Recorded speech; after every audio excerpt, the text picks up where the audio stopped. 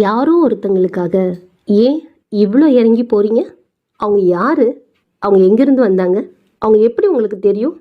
அப்படின்னு பல கேள்விகள் உங்களுக்குள்ளேயே நீங்க கேட்குறீங்க சில நேரங்கள்ல. ஆனா பதில் கிடைக்கல.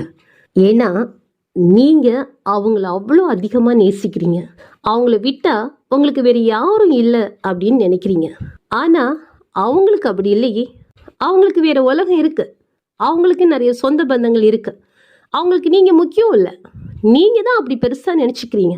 அதனால அவங்க எவ்வளோ காயப்படுத்தினாலும் அதையெல்லாம் சகிச்சுக்கிட்டு மறுபடியும் அவங்கள தான் தேடுறீங்க. அவங்க பின்னாடி தான் போறீங்க. அவங்க தான் எல்லாம் நினைக்கிறீங்க.